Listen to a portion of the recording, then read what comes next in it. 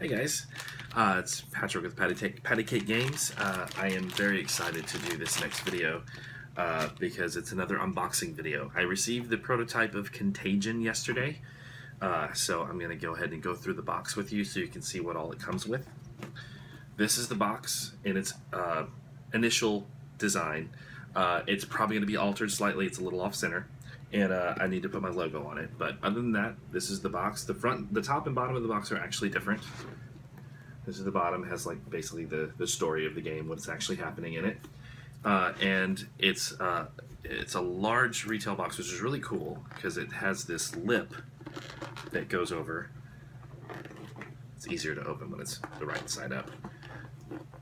As you can see, the top comes off and it has this sort of wrap that goes around the bottom, so it gives you more storage area inside the box, which is pretty cool. So that's the box top. Set that aside. Okay, so these are the different parts of the game. It comes with a little green pouch to keep the pawns and everything, because there's quite a few of them. These are the pawns, little green pawns. Let me pull one out. They call these joystick pawns. And there's also a couple of small wooden pawns. There's a white one and there's a green one that looks exactly like this, that are used on one of the meters on the board, so you can tell, where you are, where everything stands. So that's one.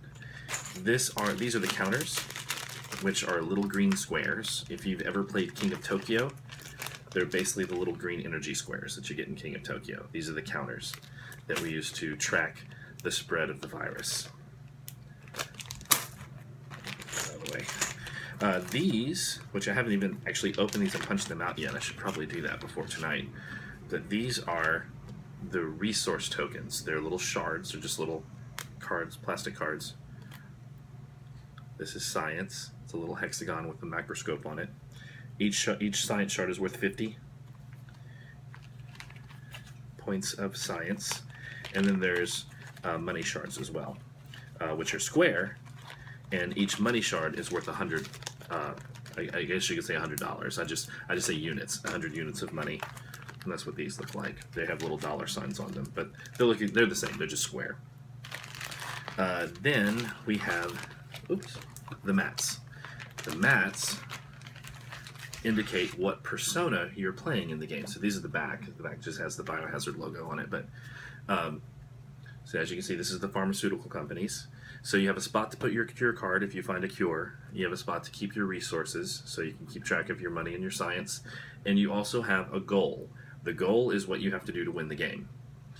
So this is the pharmaceutical companies, the World Health Organization, the Center for Disease Control, the International Organization of Scientific Research, and the Mastermind. This is the guy that made the virus. So anyway, that's the different personas you can play, and each persona has a different goal, and all the goals work against each other, so it's a very competitive game.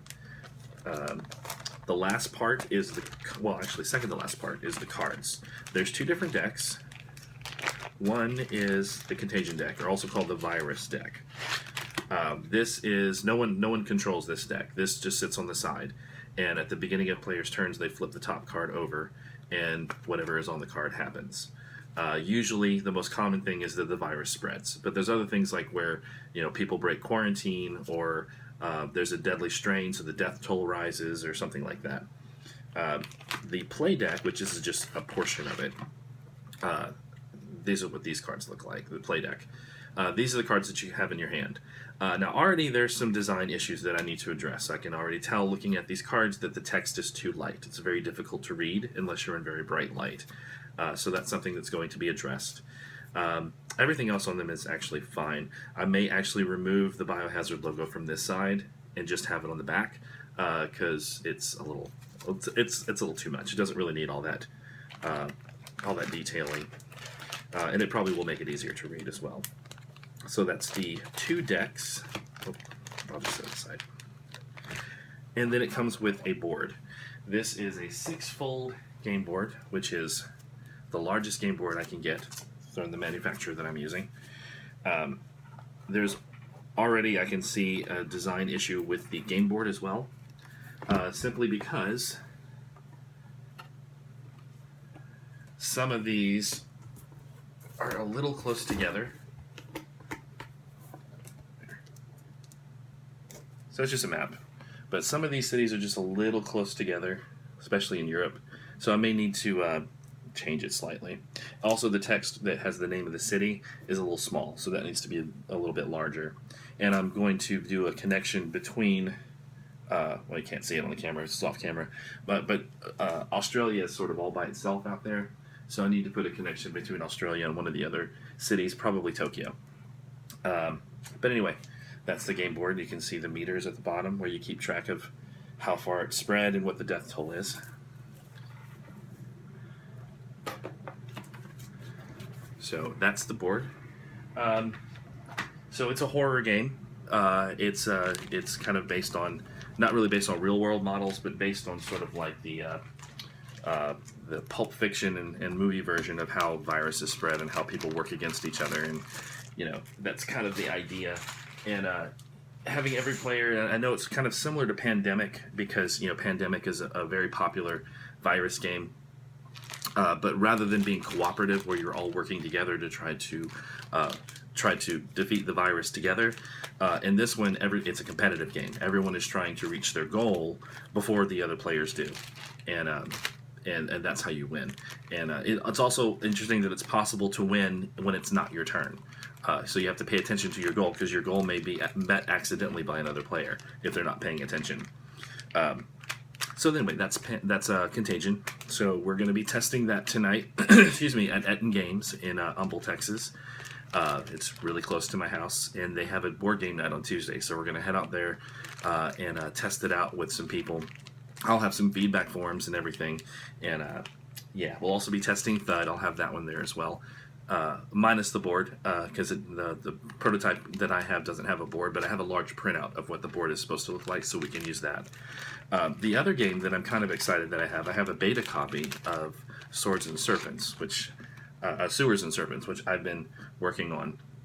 It's really just the cards, because the board is not necessary as long as you know what all the criteria are. You can make one out of paper and test it out with that. So that's what I did. But these are the cards for that. Here's the back, as you can see, and the front, the faces of the cards, so you can see what each of the cards look like. It's very simple design, nothing super awesome. It's just basic vector graphics and a nice brown background. It's very easy to read. Having played Dungeons and Dragons for years, this is a really nice parody game of Dungeons and Dragons. I showed the cards to a friend of mine and had him go through it, and some of them he was like, wow, that happens every single night that we play D&D. Every single night someone does this. And I'm like, I know, that's why it's a card. So yeah, so I'm going to be testing this one out to make sure that it works. The board that comes with this one, which I don't have, I just got this as a beta test. The board is a quad fold, so it's a large square board. If you're familiar with a quad fold, well, I'm sure you're familiar with a quad fold. It's a board that folds out once and then it folds out again, so it's a perfect square. A lot of games actually use that now. It's kind of the standard for board games. But it uses a quad fold board, and it has a map on it with different points on the map, point 1 all the way through point 10. And each point on the map is a quest, and you have to have the right criteria in your hand and in play to be able to pass the criteria to complete that quest. And once you complete the quest, you move to the next point on the board. And the things that keep you from being able to do that are the distractions that are happening to the players at your table, because you're representing a table of D&D gamers. So all the adventures you have represent the players at your table, and all the distractions that are happening are things that are happening around the table that are keeping them from paying attention to the game. And your pawn on the board is the adventurer is getting annoyed because the players aren't paying attention. So anyway, that's what this game is. So we'll be testing that out, and I hope I get to see some of you out at Etten Games tonight. I'll have Thud and Contagion there so you guys can play it. I'll probably bring these so people can look at them. If I can get a board thrown together, like a little makeshift thing, we can maybe play that one as well. Otherwise, see you guys later. And we'll record some videos there as well, and I'll probably be posting them tomorrow. All right, have a great day, guys. Thanks.